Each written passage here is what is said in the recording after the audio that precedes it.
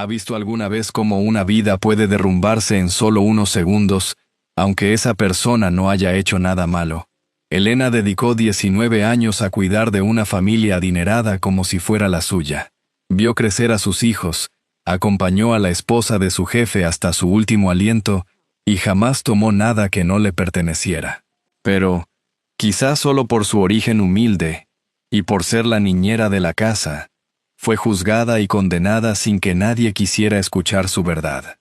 Qué injusto sería vivir en un mundo donde quienes menos poder tienen son también los primeros en ser señalados, ¿verdad? Acompáñeme hasta el final de esta historia para descubrir si la verdad y la bondad pueden vencer a la mentira. ¿Cómo logró Elena enfrentarse a tanta injusticia sin perder su dignidad ni renunciar a sus principios? Y antes de seguir, permíteme desearte salud y paz. Dime, ¿desde qué país y a qué hora estás viendo esta historia? La mañana había despertado limpia sobre Sevilla.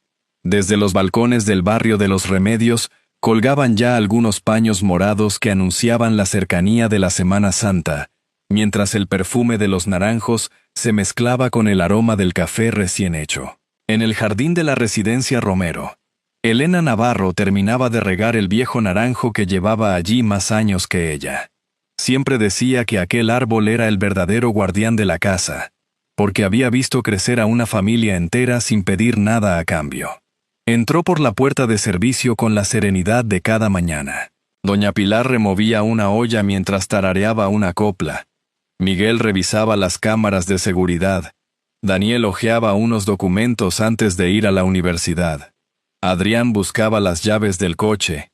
Y Alejandro Romero Vega, impecable con su traje azul marino, respondía los primeros mensajes del día desde el gran salón.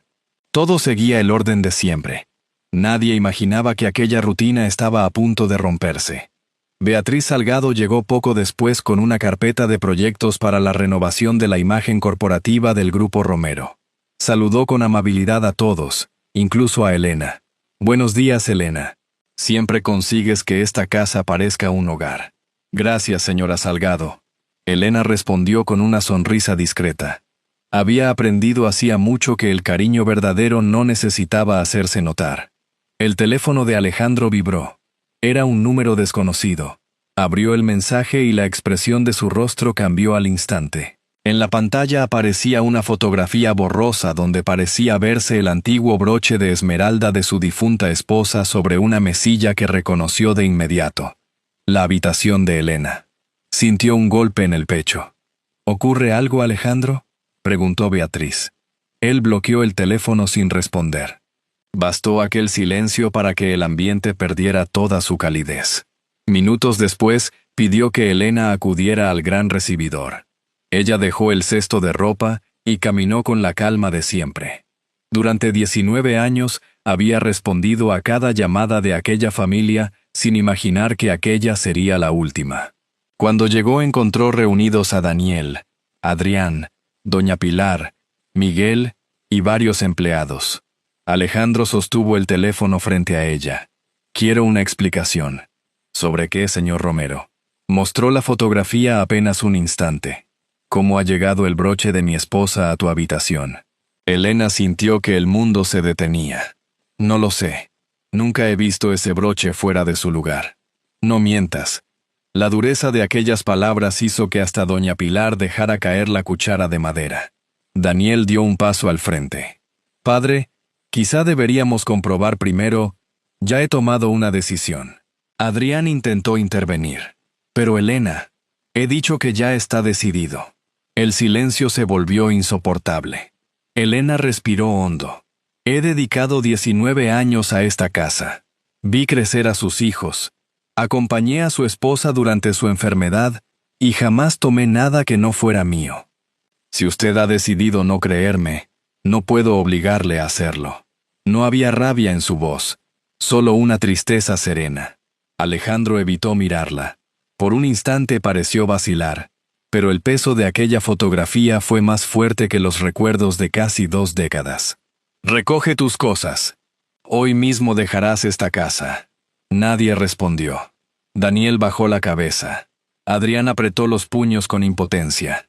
Elena subió a la pequeña habitación donde había vivido casi 20 años. Guardó unas pocas prendas, una novela inacabada y una fotografía en la que abrazaba a Daniel y Adrián cuando eran niños. Antes de cerrar la maleta, acarició el marco de la ventana desde donde cada mañana contemplaba el viejo naranjo. Doña Pilar entró en silencio y le entregó una pequeña bolsa con pan dulce y fruta. «Perdóname por no poder hacer más». Elena la abrazó sin decir una palabra.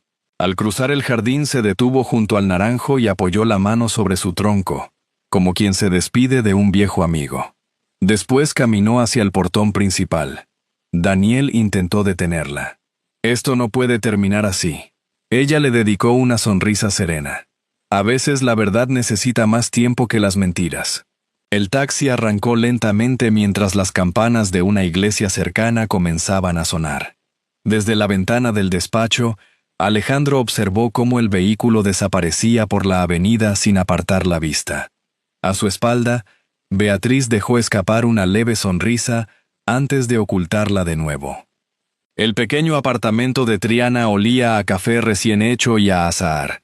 Desde el balcón, llegaban las voces de los vecinos preparando los primeros adornos de la Semana Santa, mientras el sol iluminaba las fachadas blancas del barrio. Apenas una hora antes, Elena había llegado con una única maleta, pero sentía que regresaba después de toda una vida. Empujó despacio la puerta del salón. «¿Mamá?». Solo respondió una tos apagada desde la habitación del fondo. Cuando Carmen Navarro apareció apoyada en el marco de la puerta, Elena sintió un nudo en la garganta. Su madre sonreía como siempre, aunque el cansancio se reflejaba en su rostro. «No esperaba verte tan temprano, hija. Hoy he salido antes del trabajo». La mentira apenas duró un instante. Carmen la conocía demasiado bien. Mientras preparaban el desayuno, Elena descubrió varias cajas de medicamentos sobre la encimera. No las había visto en su última visita. Las tomó con inquietud.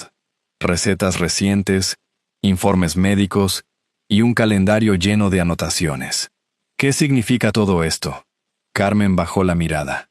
Hace unos meses me encontraron un problema en los riñones. Elena sintió que el mundo volvía a detenerse. ¿Desde cuándo? 5 meses. ¿Y por qué no me dijiste nada? Carmen apretó suavemente su mano. Porque ya llevabas demasiadas cargas. No quería ser una más. Aquellas palabras derrumbaron la fortaleza que Elena había mantenido desde que salió de la residencia Romero. Las lágrimas comenzaron a caer en silencio mientras su madre la abrazaba sin hacer preguntas. A veces, el cariño no necesitaba explicaciones. Al otro lado de Sevilla, la residencia Romero seguía siendo una mansión imponente, pero el silencio se había vuelto espeso y extraño desde la marcha de Elena. Daniel y Adrián entraron en el despacho de su padre. «Padre, necesitamos hablar». Alejandro permanecía frente a la ventana, con el teléfono aún sobre el escritorio. «Antes de acusar a Elena deberíamos comprobar los hechos», insistió Daniel. Sin responder, Alejandro abrió la caja fuerte. El antiguo broche de esmeralda seguía allí. Durante unos segundos, permaneció inmóvil. El brillo de la joya hizo tambalear la certeza con la que había expulsado a Elena. Si el broche nunca había desaparecido, ¿qué significaba entonces aquella fotografía? Nadie dijo una palabra. «¿Lo ves?», preguntó Adrián con un hilo de esperanza. Solo entonces Beatriz intervino con absoluta serenidad. «Eso no demuestra que Elena sea inocente». Los tres volvieron la vista hacia ella. Si alguien hubiera intentado llevarse una joya tan valiosa y hubiera sospechado que iba a ser descubierto, lo más lógico habría sido devolverla antes de que nadie notara su ausencia. La explicación sonaba convincente. Demasiado convincente. Alejandro cerró lentamente la caja fuerte. La seguridad había desaparecido, pero las dudas seguían ocupando su lugar. Aquella misma tarde, Daniel pidió a Miguel Ortega revisar las grabaciones de seguridad. Las cámaras mostraban los pasillos, el jardín y la entrada. Todo parecía normal hasta que Miguel detuvo la reproducción. «Hay algo que no me convence». Amplió la imagen del pasillo de las habitaciones del personal. Durante unos segundos apareció la silueta de una mujer caminando sola en plena noche. La resolución era insuficiente para distinguir el rostro. Solo se apreciaba una figura elegante de cabello oscuro. ¿Quién más estuvo aquí esa noche?, preguntó Adrián. Miguel negó con calma. Eso es precisamente lo extraño. Daniel siguió observando la pantalla. No tenía pruebas, pero sí la incómoda sensación de que alguien había preparado aquella trampa con demasiada precisión. Cuando los dos hermanos abandonaban la sala de seguridad, sonó el teléfono de Miguel. Escuchó en silencio casi un minuto antes de levantar la vista. Creo que acaban de encontrar algo que deberíais ver cuanto antes. Daniel y Adrián intercambiaron una mirada. Por primera vez desde la marcha de Elena, sintieron que la verdad empezaba, por fin, a abrirse camino. La lluvia apenas había humedecido las calles de Sevilla, cuando Daniel y Adrián regresaron a la residencia Romero. El cielo gris envolvía la ciudad en un silencio extraño, como si hasta los naranjos del jardín aguardaran una respuesta. Ninguno de los dos había hablado durante el trayecto. Las palabras de Miguel seguían resonando en sus cabezas. El responsable de seguridad los esperaba en la sala de vigilancia. Sobre la mesa había un ordenador portátil, varias capturas impresas y una memoria USB. No sé si esto demostrará la inocencia de Elena, dijo con calma, pero sí demuestra que alguien quiere que dejemos de buscar. Miguel abrió un nuevo archivo. Además de las cámaras, el sistema registra todas las conexiones a la red privada de la casa. La noche en que Alejandro recibió la fotografía apareció un dispositivo desconocido durante unos segundos. ¿De quién era?, preguntó Daniel. Todavía no lo sabemos. Solo quedó registrado un identificador técnico. Lo único cierto es que cualquier teléfono que ya hubiera estado conectado aquí, podía volver a hacerlo automáticamente. Es algo habitual en los dispositivos de los visitantes frecuentes. Daniel anotó 4 datos en su libreta: la fotografía, la hora del mensaje, la conexión desconocida y la silueta captada por la cámara. Ninguno bastaba por sí solo, pero juntos empezaban a dibujar un mismo camino. Mientras tanto, Elena recorría las calles de Triana rumbo a una pequeña agencia de empleo. En su currículum resumía casi 20 años dedicados a una sola familia. La encargada leyó el documento con interés. 19 años en la misma casa. Eso habla muy bien de usted. Solo intenté hacer bien mi trabajo. La mujer siguió leyendo hasta detenerse en una línea. ¿Trae carta de recomendación? El silencio respondió antes que Elena. No. La encargada cerró la carpeta con delicadeza. Lo siento. En este tipo de empleos, suele ser imprescindible. Elena agradeció el tiempo que le habían dedicado, y salió sin perder la serenidad. Solo al llegar a una pequeña plaza, bajo un viejo naranjo, se permitió detenerse unos minutos. A su alrededor, las familias paseaban con normalidad, y los turistas fotografiaban los balcones llenos de flores. Respiró hondo. Rendirse nunca había formado parte de su manera de vivir. Aquella misma tarde, Daniel regresó a la sala de seguridad. Pon otra vez la grabación del pasillo. Miguel obedeció. La escena se repitió varias veces hasta que Daniel levantó la mano. Detén la imagen. La figura seguía desenfocada. Pero Daniel no solo reconoció el bolso de cuero con el pequeño adorno metálico en forma de hoja. Fue aquella manera serena de caminar, sin vacilaciones, y propia de alguien que conocía perfectamente la casa, lo que terminó de despertar su sospecha. Recordó entonces el saludo de Beatriz en el vestíbulo, las reuniones con su padre y la carpeta que siempre llevaba colgada del mismo hombro. No era una prueba, ni siquiera una acusación, solo una intuición demasiado fuerte para ignorarla. ¿Qué has visto?, preguntó Adrián. Todavía no puedo asegurarlo. Miguel cerró el ordenador. Necesitamos algo mucho más sólido. Daniel asintió. Y lo encontraremos. Adrián sonrió por primera vez desde la marcha de Elena. ¿Qué estás pensando? Daniel miró hacia el jardín, donde el viejo naranjo permanecía inmóvil bajo la lluvia. Si alguien ha preparado todo esto durante semanas, tarde o temprano cometerá un error. ¿Y si no lo hace? Daniel respondió con una calma que sorprendió incluso a su hermano. Entonces tendremos que darle la oportunidad de cometerlo. Los dos abandonaron la sala sin advertir que, al otro lado del pasillo, una figura permanecía inmóvil durante unos segundos antes de alejarse con absoluta naturalidad. La trampa acababa de empezar. La lluvia había dado una tregua al caer la tarde. Sobre las hojas del viejo naranjo aún brillaban pequeñas gotas que reflejaban las luces de la residencia Romero. Desde fuera, la casa conservaba la misma elegancia de siempre. Por dentro, el silencio pesaba más que nunca. Daniel llevaba casi una hora revisando junto a Miguel los registros del sistema de seguridad. ¿Estás seguro de que nadie sabe lo de la cámara?, preguntó en voz baja. Miguel asintió. La instalé esta mañana. Hasta hoy nunca hubo una cámara en el pasillo de las habitaciones del personal. Si alguien vuelve, creerá que sigue siendo un lugar seguro. Adrián caminaba de un lado a otro, incapaz de ocultar los nervios. Espero que esto sirva para algo. Servirá si quien preparó la trampa regresa para borrar cualquier rastro, respondió Daniel. No pretendían señalar a un culpable. Solo necesitaban que cometiera un error. Horas antes, Daniel había llamado a Beatriz. Mientras vaciábamos la habitación de Elena, encontramos una pequeña caja de madera.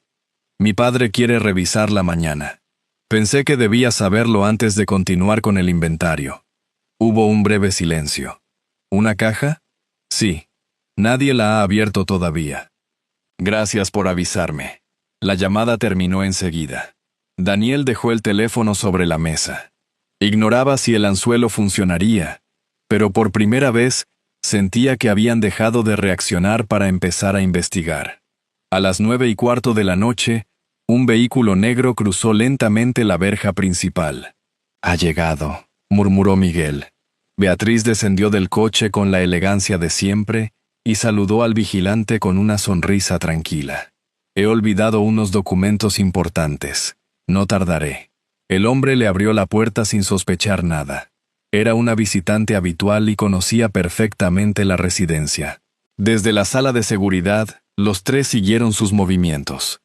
Beatriz atravesó el vestíbulo, saludó a doña Pilar y avanzó hacia el pasillo del personal.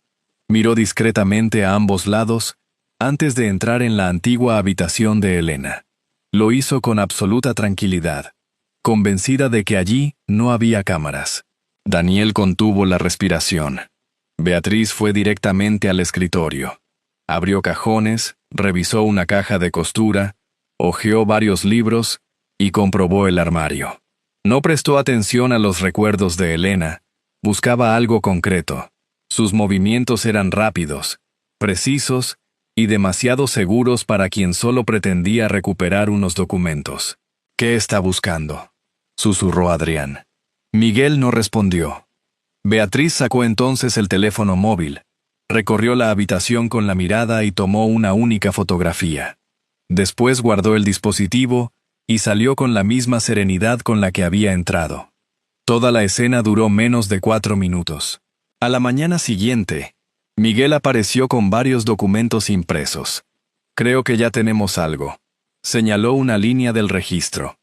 ¿Recuerdas el dispositivo desconocido que apareció la noche en que Alejandro recibió la fotografía? Ha vuelto a conectarse exactamente durante los 4 minutos que Beatriz permaneció en la habitación. Daniel comprendió de inmediato el significado.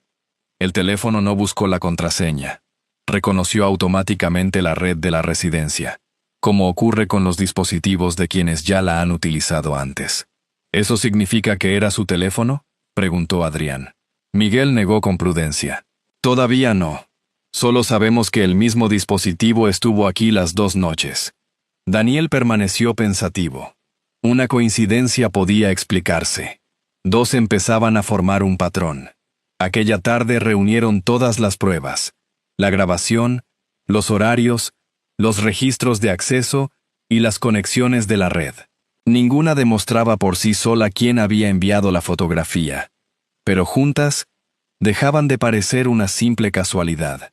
Daniel tomó una decisión. Ha llegado el momento de hablar con mi padre. Alejandro los recibió en su despacho. Llevaba horas intentando leer unos contratos, sin conseguir concentrarse. Daniel conectó el ordenador al televisor. Las imágenes comenzaron a reproducirse. Beatriz entrando en la habitación, registrando los cajones, tomando una fotografía. Después aparecieron los registros de conexión. El despacho quedó en silencio. Alejandro observó toda la grabación sin interrumpir una sola vez. Cuando terminó, permaneció inmóvil. La seguridad con la que había acusado a Elena empezaba a resquebrajarse. Levantó lentamente la vista hacia sus hijos. ¿Estáis completamente seguros de que esto es todo lo que habéis encontrado? Sí, padre. Alejandro respiró hondo. Entonces no os detengáis ahora. Los tres guardaron silencio. Quiero que encontréis toda la verdad, aunque esa verdad me obligue a reconocer el peor error de mi vida. Fuera. El viento agitaba lentamente las ramas del viejo naranjo. Por primera vez desde que Elena abandonó la residencia, la duda había echado raíces en el corazón de Alejandro Romero. El despacho permaneció en silencio mucho después de que Daniel y Adrián abandonaran la habitación. La pantalla del televisor ya estaba negra, pero Alejandro seguía inmóvil frente a ella, como si aquellas imágenes hubieran quedado grabadas también en su conciencia. Durante años había tomado decisiones difíciles. Despidió empleados, cerró empresas y firmó contratos capaces de cambiar el destino de cientos de familias. Siempre creyó que la firmeza era la mayor virtud de un hombre.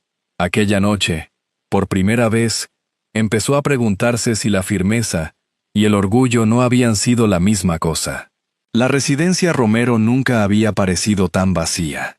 Doña Pilar preparó la cena casi en silencio. Daniel apenas probó la sopa y Adrián abandonó la mesa sin terminar el plato. Alejandro permaneció frente a la comida intacta, sintiendo que la ausencia de Elena se había instalado en cada rincón de la casa. Después salió al jardín. El viejo naranjo seguía cargado de frutos. Elena lo había cuidado durante casi 20 años sin que nadie se lo pidiera. Recordó entonces unas palabras que ella le había dicho mientras recogía unas naranjas caídas. Los árboles se parecen a las familias, señor Romero. Si uno deja de cuidarlos, no mueren de un día para otro, pero poco a poco dejan de dar fruto. Entonces apenas les prestó atención. Ahora comprendía que Elena nunca había estado hablando del árbol. Casi sin darse cuenta, llegó hasta la antigua habitación del personal. Todo permanecía igual. La cama perfectamente hecha, los libros alineados y la vieja lámpara junto a la ventana. No había lujo, solo el orden sencillo de una mujer que había dedicado su vida a cuidarla de los demás. Sobre la mesilla encontró una novela. Entre sus páginas descansaba una fotografía. Daniel y Adrián, con apenas 8 años, abrazaban a Elena después de un partido del colegio. Alejandro permaneció largo rato observándola. Él no había estado allí. Aquel día cerraba un importante acuerdo en Madrid. Al dejar la fotografía en su sitio, descubrió la pequeña taza de porcelana que Elena utilizaba cada mañana. Sonrió con tristeza. Comprendió que las personas no empiezan a faltar cuando se marchan, sino cuando desaparecen esos pequeños gestos cotidianos que siempre parecían insignificantes. Daniel apareció en la puerta. ¿Sabes cuándo fue esa foto?, preguntó Alejandro sin apartar la vista. El torneo del colegio. Hubo un breve silencio. Yo no estuve. No.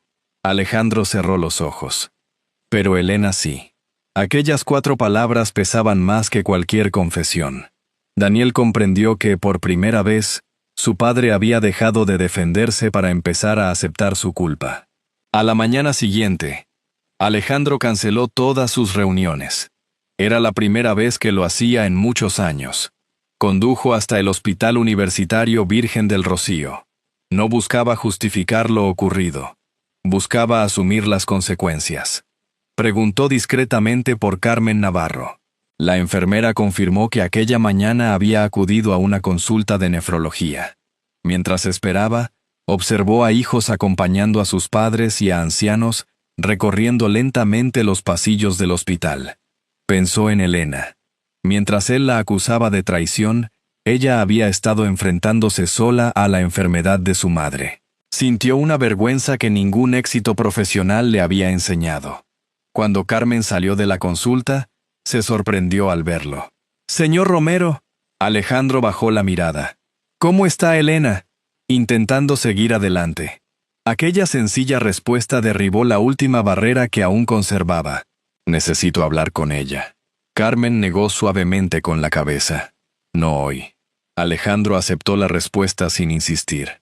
Antes de marcharse se acercó al mostrador de administración y pidió, con absoluta discreción, hacerse cargo de todos los gastos del tratamiento de Carmen.